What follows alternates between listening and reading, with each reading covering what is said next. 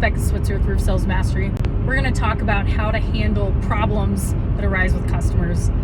These are the worst. Like, nothing will make you lose sleep and have a churning stomach more than an unhappy customer because something went wrong on the job.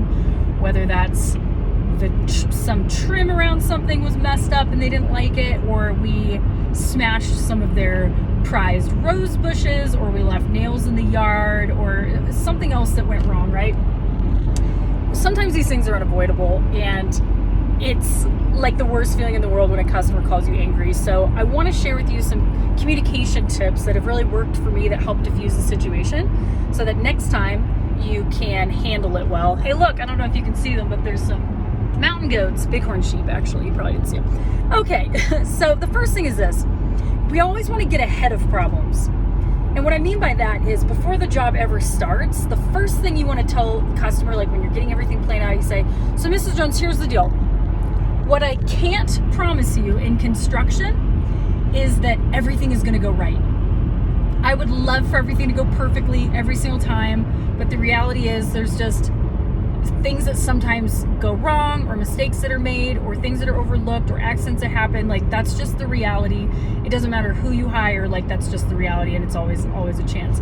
So while I cannot promise you that nothing will go wrong, I can promise you that if something does, we're gonna make it right. Does that sound fair? And they're like, okay. So setting the tone ahead of time and saying, and if anything goes wrong, or you notice anything that you don't like or whatever, please just, you have my cell phone number, and give them a card again and say, look, here's my phone number personally. I promise I'm going to treat your house like it's my mom's house. Okay. So don't worry about the horror stories of a contractor not calling you back or whatever. That alone, if they were going to freak out, because why do people freak out when something goes wrong? Because they don't think you're going to fix it. And they go to level 10 when they're upset straight from the jump because they're afraid that you're not going to come and do it, right? You're not going to come make it right. So it's really common for people to just get upset off the bat because they're like, well, I better let them know I'm really upset. So if ahead of time you let them know, Mrs. Jones, if anything goes wrong, like, you just call me and we'll make it right. And I can't promise you that everything's going to go perfect. That already sets the tone for handling problems that come up in a much more smooth manner. So let's say that you do all that and then something still goes wrong, okay? They got shit, all the tar from the roofing shingles all over the siding or something like that, or a car gets crashed, something like that. And so they call and they're all upset, or they leave a text message, or they send a video or pictures or whatever. First of all, punctuality, being as responsive as humanly possible, is incredibly important. Answer them back right away. If you see that message, I don't care what you're doing, step away from what you're doing and get on the phone, give them a call. And the first thing I want you to do is just validate the customer, okay? The first thing is, Miss Jones, I am so sorry that this happened.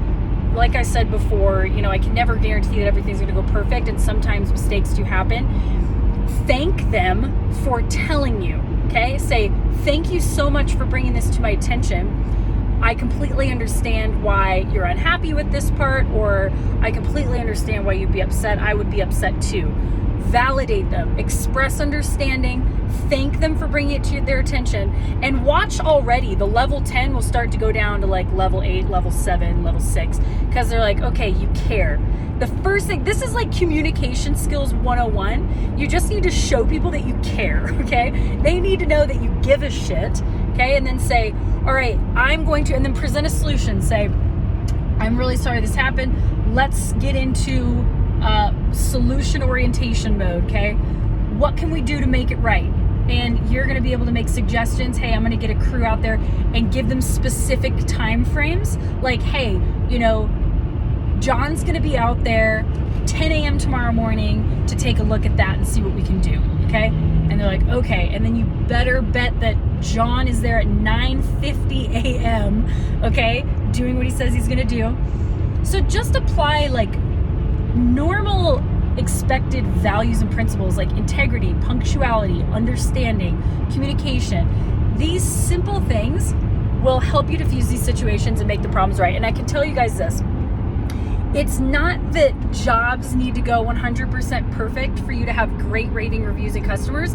It's that when things go wrong, because they always do at some point, you make them right. And those customers will sometimes go to bat for you at any time because you went the extra mile in making sure that something they didn't like was made right.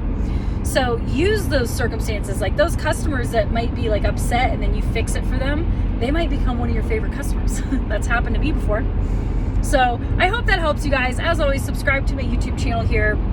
Check out roofsalesmastery.com for my sales training online courses, and I will catch you guys in the next one. Bye.